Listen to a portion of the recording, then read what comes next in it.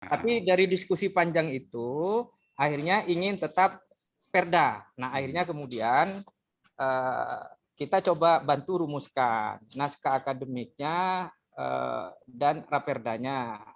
Jadi kita tidak masuk ke urusan agamanya, tapi yang ingin kita atur itu adalah karena kalau hanya menetapkan Bangkalan sebagai kota perda, kota zikir dan sholawat itu kan sebenarnya bukan perda itu, karena itu hanya menetapkan.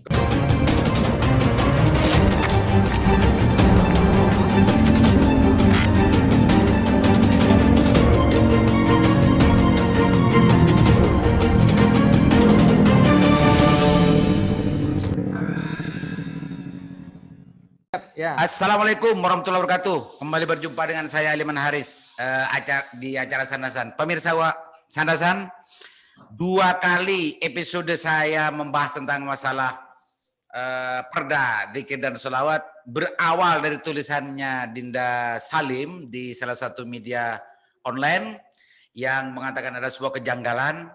Selanjutnya saya lebih dipertegas lagi karena Dinda Salim waktu itu memang posisinya masih mau wisuda gitu ya, mahasiswa dan mau wisuda.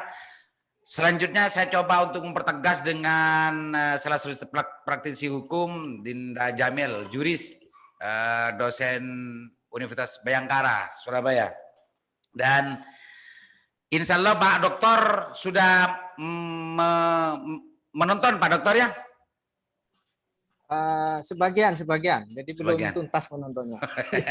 Tapi secara prinsip gini Pak Dokter, pemirsa Sandasan, saya ini sekarang sedang Zoom dengan Pak Dokter Sapi. Kalau orang Madura pasti paham dan tahu, apalagi para pejabat dari Bangkalan sampai Sumeneb semuanya Pak. Ini akan bahas masalah perda kota dzikir dan sholawat.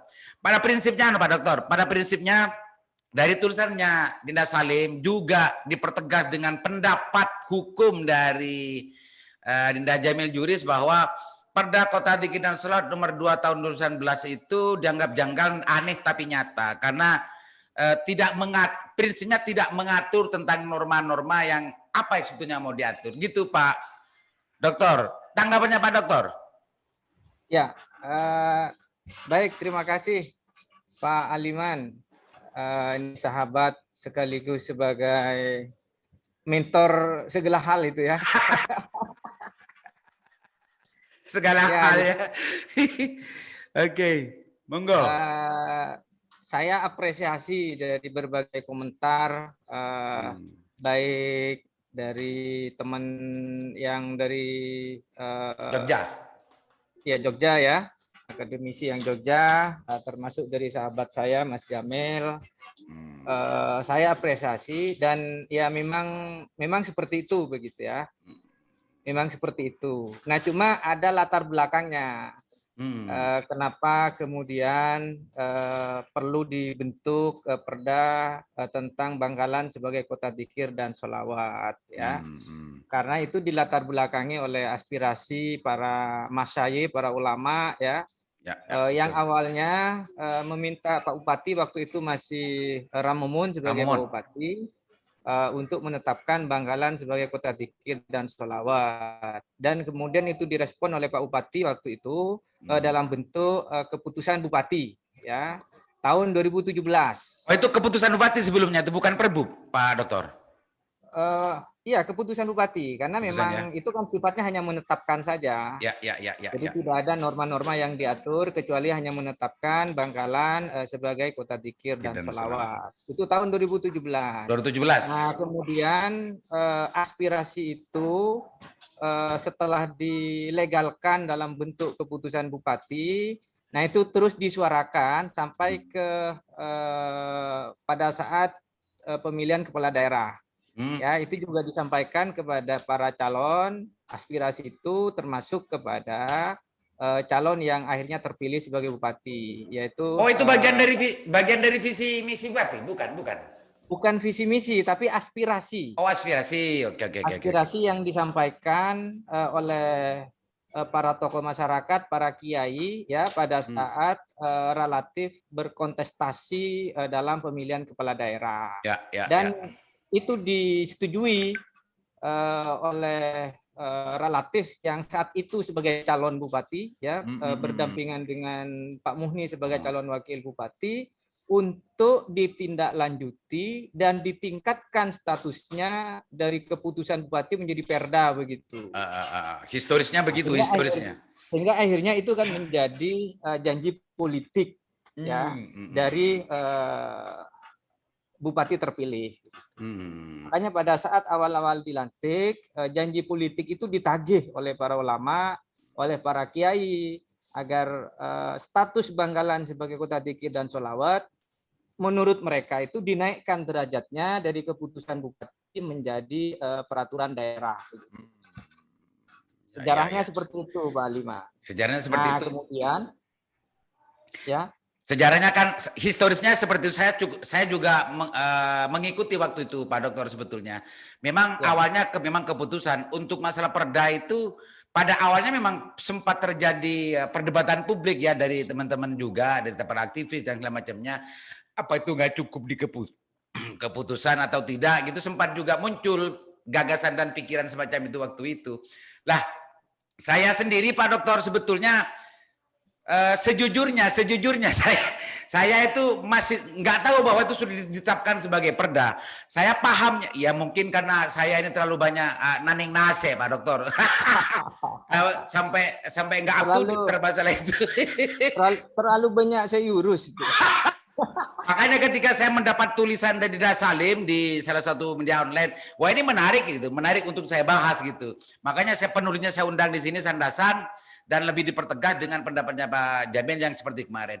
Historisnya sudah diceritakan oleh Pak Dokter. Problem yang sekarang menjadi pertanyaan besar, menjadi kesimpulan sementara dianggap aneh. Tapi nyata menurut Pak Jamil gitu ya, dan menurut Salim dianggap sebagai sesuatu yang sangat janggal sekali. Tanggapannya Pak Dokter dalam konteks ini bagaimana Pak Dokter? Ya, jadi akhirnya berdasarkan aspirasi dan tuntutan itu, Pak Bupati akhirnya memerintahkan OPD terkait, ya, bagian hukum termasuk Litbang, ya, Badan Litbang. Litbang yang Pemda. Litbang Pemda ya, Badan Litbang Pemda. Dan kemudian itu dimasukkan di agenda programnya Badan Litbang Pemda dan saya diminta menjadi narasumber. Sekaligus diminta untuk membantu merumuskan naskah akademik dan raperdanya itu. Nah, dalam diskusi itu sudah saya sampaikan. Seperti yang disampaikan oleh Mas Jamil, bahwa ini agak susah kalau dalam bentuk perda, karena nomenklaturnya ini sangat terkait dengan urusan agama. Nah, sedangkan urusan agama, menurut Undang-Undang 14 2000, Undang-Undang berapa? 24 ya. 24. Undang-Undang 24 tahun 2014 itu kan Undang-Undang Pemda ya. Jelas urusan agama itu adalah urusan absolut pemerintah pusat begitu. Sehingga memang ini yang tepat itu adalah bentuknya keputusan bupati. Nah, cuma karena itu sudah menjadi aspirasi para ulama ya, para kiai, agar tidak hanya bupati, karena kalau hanya bupati khawatir nanti gampang dicabut begitu. Oh ya. Minta untuk ditingkatkan. Nah, saya sudah ngasih solusi sebenarnya waktu itu, kalau begitu tidak usah perda kata saya. Tapi dalam bentuk kesepakatan bersama antara bupati dan DPRD. Jadi kesepakatan bersama antara bupati dan DPRD untuk menjadikan Bangkalan, untuk menetapkan Bangkalan sebagai kota dzikir dan sholawat. Nah, cuma karena kesepakatan bersama bupati DPRD itu tidak lumrah begitu, yang lumrah dikenal itu kan perda kan begitu ya, kalau untuk bupati dan DPRD. Kalau sudah kesepakatan bupati dan dewan, ya lumrahnya memang perda Pak Dokter. Ya, yang lumrah kan begitu. Kalau produknya regeling. Nah, tapi karena ini produknya basicking, aslinya ini kan basicking karena menetapkan Bangkalan sebagai kota dzikir dan sholawat. Hanya bersifat penetapan. Nah, maka kata saya kalau dipandang tidak cukup hanya bupati, ya udah buat keputusan bersama. antara Bupati dan DPRD yang isinya menetapkan Bangkalan sebagai kota dzikir dan sholawat. Basicking lagi, ke basicking lagi maksudnya ini. Ya basicking. Nah cuma karena aspirasinya ingin perda, nah saya sampaikan kalau perda itu bisa jadi nanti tidak disetujui oleh gubernur karena dianggap bahwa ini bermuatan syariat begitu. Tapi dari diskusi panjang itu akhirnya ingin tetap perda. Nah akhirnya kemudian kita coba bantu rumuskan naskah akademiknya dan raperdanya. Jadi kita tidak masuk ke urusan agamanya, tapi yang ingin kita atur itu adalah karena kalau hanya menetapkan Bangkalan sebagai kota perda, kota zikir dan sholawat itu kan sebenarnya bukan perda itu, karena itu hanya menetapkan. Keputusan saja itu cukup ya. Produknya keputusan, bisa keputusan bupati atau keputusan bersama bupati dan DPRD. Nah karena ini mau ke perda, ya mau tidak mau kita akan membantu merumuskan normanya. Jadi konsekuensi ini setelah ditetapkan sebagai Bangkalan sebagai kota dzikir dan sholawat, nah itu konsekuensi apa yang perlu dirumuskan normanya begitu. Akhirnya kita bantu rumuskan. Kurang lebih ada 8 pasal itu yang kita bantu rumuskan. 8 ya. Yang sekarang itu dua bab itu betul kan itu Pak? Yang saya dapatkan sekarang apa namanya? Perda nomor 2 tahun 19 itu dua bab ya. Memang 2 bab. 2 pasal loh. 2 bab 1 dan bab 2 dan ketentuan umum dan penetapan. Ya, saya perda yang sudah jadi saya belum lihat fisiknya. Oh gitu. Nah, cuma yang saya dengar katanya memang hanya tinggal 1 yang menetapkan Bangkalan sebagai kota dzikir dan sholawat itu. Yaitu bab 2-nya, bab 1 ketentuan umum. Ya, itu yang mendapat reaksi dari Dinda Salim sebagai penulis dari mahasiswa Jogja, mahasiswa hukum Jogja, dan sekaligus juga lebih dipertegas lagi dengan Jamil Juris. Jadi secara prinsip Pak Doktor dengan apa namanya Pak Jamil bilang ini aneh tapi nyata, ini memang sulit dibantah Pak Dokter secara ilmu hukum Pak Dokter ya. Secara ilmu perundang-undangan. Secara ilmu perundang-undangan karena memang tidak ada norma ikutannya itu, hanya berhenti di menetapkan saja. Nah kalau di konsep kita Pak Aliman yang sudah kita rumuskan karena tetap yang diinginkan adalah perda, ya kita kan malu kalau isinya hanya menetapkan Bangkalan sebagai kota dzikir dan sholawat begitu kan, nanti dianggapnya kita sebagai perumus tidak paham ilmu perundang-undangan kan begitu. Nah itu sebetulnya yang ada dalam benak kan itu sebetulnya Pak Dokter. Saya begini Pak Dokter, makanya gini, kenapa saya kemarin menyempatkan diri untuk bahas ini 2 kali gitu ya. Karena yang di sini di Bangkalan ini baik di Bupati, di Pemda dan juga di Dewan ini bertabur doktor. Ini urusan prinsip, urusan prinsip dasar hukum. Masa ini mau teledor? Kan gitu saya Pak Dokter. Apalagi kalau yang namanya perda itu sebetulnya kan tidak bisa ditetapkan hanya oleh Bupati dan Dewan, harus atas persetujuan gubernur. Gubernur pun lolos. Ini ada apa ini kan itu Pak Dokter?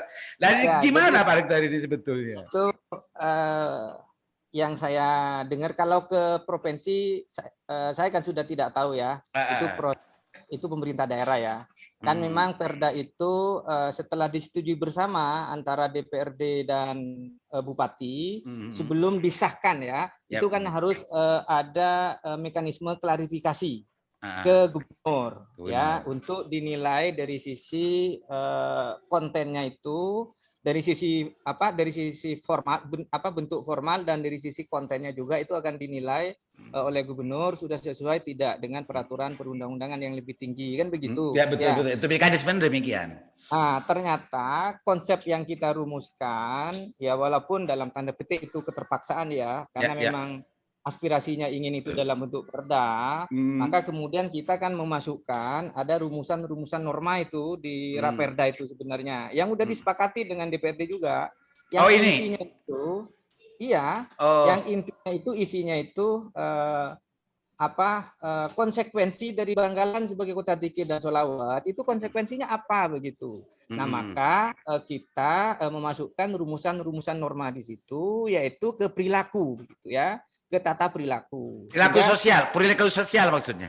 Ya betul, perilaku masyarakat, perilaku sosial. Bukan Sebagai bukan kategori agama, developer, untuk menghindari kewenangan absolut agama yang ada di pusat gitu ya Pak Dokter maksudnya. betul. Persis seperti itu Pak Liman. Wah, Pak Liman ini sudah kapasitas ini dokter ilmu hukum juga itu ya. Ini saya ini makanya ini segalanya Pak Dokter.